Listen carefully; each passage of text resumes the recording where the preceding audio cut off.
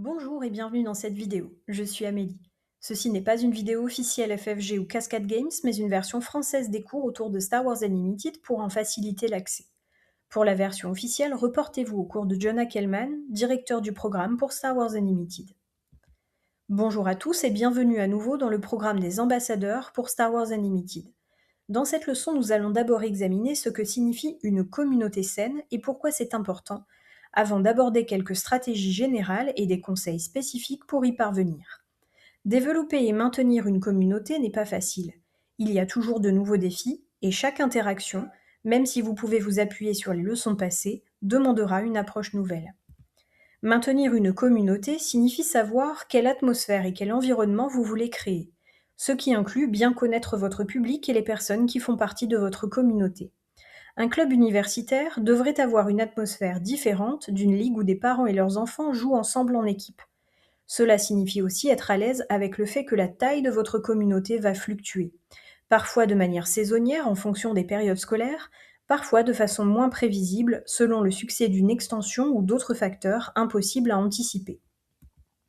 Cela signifie également être prêt à gérer des membres perturbateurs au sein de la communauté, certains pouvant être très investis et ne pas se rendre compte que leur comportement n'est pas approprié. Avoir des attentes pour votre communauté commence assez simplement, mais faire respecter ces standards peut être très difficile. Vous ne pourrez pas satisfaire tout le monde et cela impliquera de perdre une partie de ce que vous avez construit. Cela a aussi un coût pour vous. Gérer votre propre bien-être, préserver votre santé et votre confort dans la communauté est extrêmement important et la gestion de cette communauté peut être très éprouvante. Développer des systèmes de résilience et de soutien est essentiel pour la réussite à long terme. Cela fait beaucoup à aborder, alors commençons. Il existe de nombreuses façons de réfléchir à ce qui rend un espace communautaire positif et sain. Mais pour cette leçon, nous nous concentrerons sur deux éléments principaux. D'abord, cela doit être un endroit où les gens peuvent réellement s'amuser et se sentir les bienvenus. Ensuite, pour que cet environnement dure, la communauté elle-même doit participer au maintien de cette positivité. Regardons de plus près chacune de ces idées.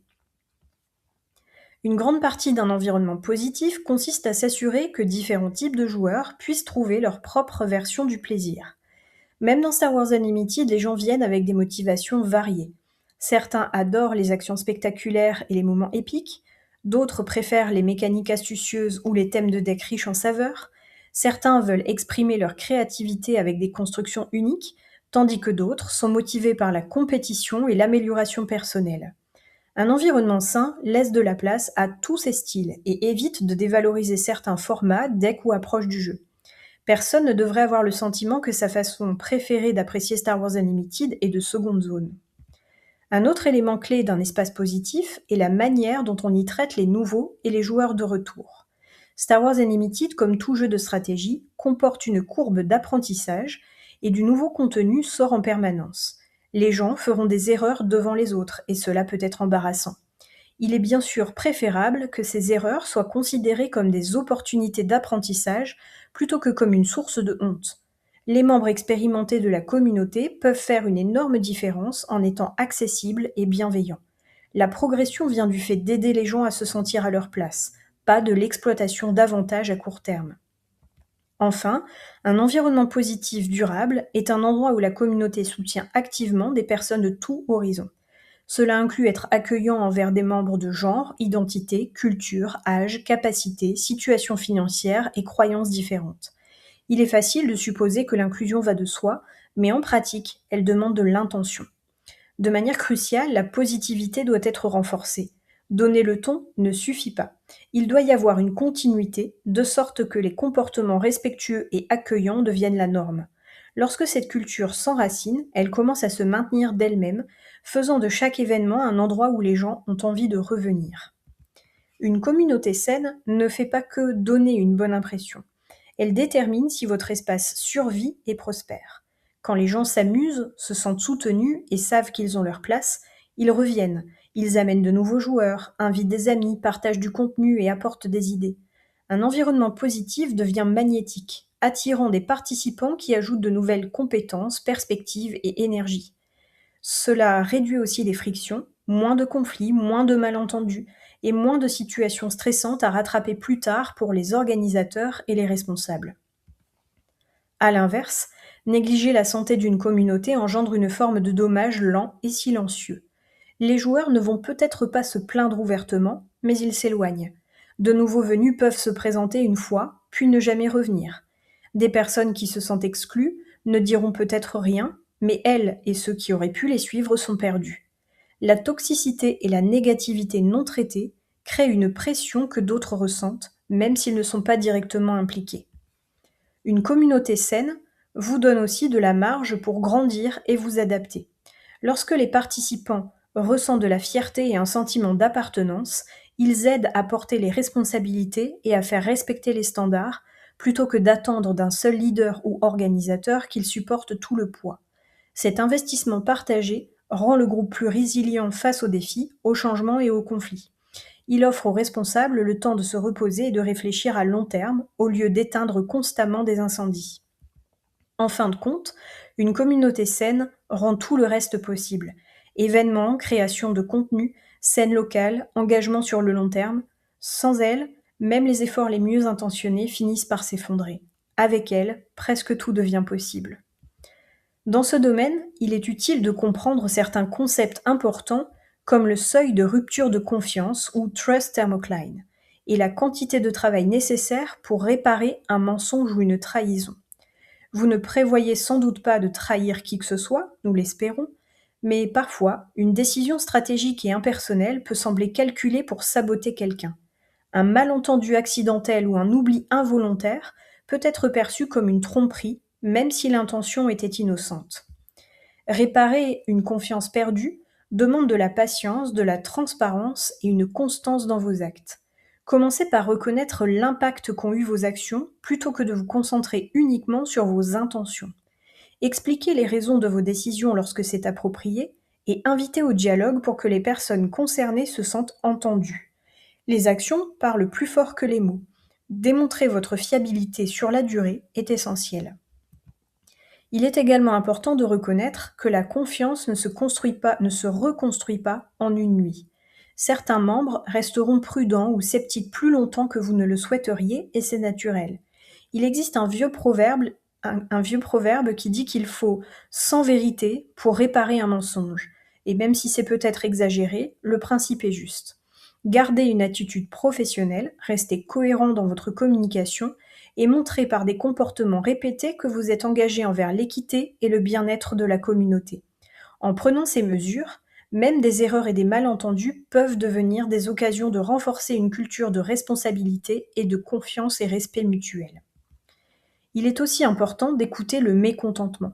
Les gens vous feront savoir qu'ils sont insatisfaits, mais ce ne sera pas forcément suffisant pour les faire partir immédiatement, surtout si vous avez la réputation d'écouter les retours, de vous adapter et de progresser.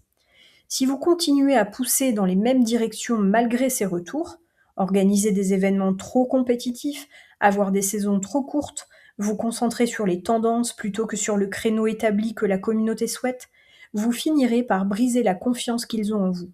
Le seuil de rupture de confiance est un concept qui décrit un point critique où la confiance s'effondre brusquement malgré l'absence de changement soudain dans le comportement. Les communautés sont des systèmes vivants. Elles s'agrandissent, rétrécissent, évoluent et parfois stagnent. Comprendre cela rend plus facile l'adaptation plutôt que de paniquer ou de surréagir. La croissance peut venir de la sortie d'un nouveau jeu, d'un organisateur charismatique, d'un planning d'événements régulier ou même d'un seul membre enthousiaste qui amène ses amis. Mais la croissance n'est pas toujours régulière et rarement prévisible. Le déclin est tout aussi naturel. Les calendriers scolaires changent, des joueurs locaux déménagent, l'intérêt pour un format diminue ou les responsabilités de la vie réelle prennent le dessus. Rien de tout cela n'est un échec. Ce sont des signes que votre communauté existe dans un monde en constante évolution. L'important est de reconnaître les modèles et d'adapter votre manière d'être présent. Un groupe plus petit peut nécessiter plus de flexibilité et de contact personnel, tandis qu'un groupe plus grand peut demander plus de structure, de délégation et une communication plus claire. Une fréquentation saisonnière ou cyclique ne doit pas être vue comme une crise. C'est plutôt l'occasion de réajuster vos attentes et de préparer un renouveau. Demandez-vous ce que les membres de retour voudront lorsqu'ils reviendront, ou comment vous pouvez relancer des anciens participants sans les mettre sous pression. De même, lorsque vous êtes dans une période de croissance, évitez de construire des systèmes qui ne fonctionnent qu'à pleine capacité. Laissez une marge pour une contraction sans effondrement. Les communautés qui durent ne sont pas celles qui grandissent le plus vite. Ce sont celles qui considèrent le changement comme une partie normale du processus. Accepter que l'expansion et le déclin ont tous deux leur place vous aide à réagir avec intention plutôt que par peur. Toute communauté sera confrontée tôt ou tard à des comportements qui menacent sa santé, parfois de la part de nouveaux venus, parfois de membres anciens, bien intentionnés, qui ne se rendent pas compte de l'impact de leurs actes. Une modération efficace ne consiste pas à punir, mais à protéger l'atmosphère que vous essayez de construire. Cela commence par des attentes claires. Les gens sont beaucoup plus susceptibles d'agir de manière responsable lorsqu'ils comprennent les standards et les voient appliqués de façon cohérente. Traiter les comportements perturbateurs tôt est crucial. De petits problèmes, s'ils sont ignorés, deviennent rapidement la norme. Un membre qui coupe la parole aux autres, monopolise la conversation, rejette les retours ou fait des blagues insultantes, ne pense peut-être pas faire de mal, mais ceux qui l'entourent ressentent cet impact. Si rien n'est fait, d'autres préféreront partir plutôt que de confronter le problème. La modération implique aussi de reconnaître la différence entre l'intention et l'effet. Une personne très investie dans la communauté peut sincèrement ne pas se rendre compte qu'elle crée des tensions.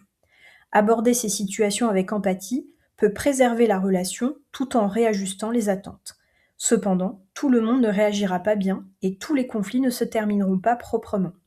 En tant que leader ou organisateur, vous devez accepter que vous ne pourrez pas satisfaire tout le monde et que faire respecter vos standards peut vous coûter des membres à court terme. Il est important de souligner que la modération ne doit pas reposer sur une seule personne. Une culture saine donne aux membres de la communauté les moyens de se tenir mutuellement responsables et de montrer l'exemple. Le but n'est pas le contrôle, mais la durabilité. Faire vivre ou soutenir une communauté demande du temps, de l'énergie et de l'émotion. Et ces ressources ne sont pas illimitées. Beaucoup de responsables finissent en burn-out, non pas parce qu'ils ne se soucient pas assez, mais parce qu'ils se soucient trop sans avoir mis en place de système pour protéger leur bien-être. Pour maintenir une communauté à long terme, vous devez aussi vous maintenir vous-même. Commencez par reconnaître vos limites. Vous n'avez pas besoin d'assister à chaque événement, de répondre à chaque message immédiatement, ni de résoudre personnellement chaque conflit. Déléguer des responsabilités et faire confiance aux autres pour les assumer crée de la résilience. Même de petits rôles comme accueillir les nouveaux, organiser des covoiturages ou poster des rappels peuvent alléger la pression lorsqu'ils sont partagés. Il est tout aussi important de fixer des frontières. Toutes les idées ne doivent pas être mises en œuvre. Tous les désaccords ne nécessitent pas une médiation et tous les joueurs ne sont pas forcément faits pour votre espace. Apprendre à dire « pas maintenant » ou « j'ai besoin d'aide sur ce point » est un signe de force, pas d'échec. Les systèmes de soutien sont essentiels. Cela peut vouloir dire avoir des co-responsables, des rotations de tâches ou simplement quelqu'un à qui vous pouvez parler librement sans jugement. Lorsque vous prenez une pause ou que vous vous mettez en retrait temporairement, la communauté devrait pouvoir continuer à fonctionner. C'est le signe que vous avez construit quelque chose de durable. Enfin, reconnectez-vous à vos raisons d'agir. Si votre joie, votre motivation et votre sens du but commencent à s'estomper, ce n'est pas un signal pour pousser plus fort, c'est un signal pour réajuster. Une communauté florissante ne devrait pas se construire au détriment de la personne qui l'a aidée à naître. Une communauté saine ne fait pas que grandir, elle dure. Elle soutient ses membres, évolue avec eux et reste un endroit dont les gens sont fiers de faire partie et où ils sont heureux de revenir. Avec cela, nous arrivons à la fin des leçons pour ambassadeur niveau 1. Nous espérons que vous trouverez le temps d'aider à développer votre communauté locale, de découvrir de nouvelles façons intéressantes d'interagir avec le jeu et de construire des amitiés et des partenariats durables. C'est ainsi que se termine la leçon 6. Comme le dit John Ackelman, bonne chance et amusez-vous bien.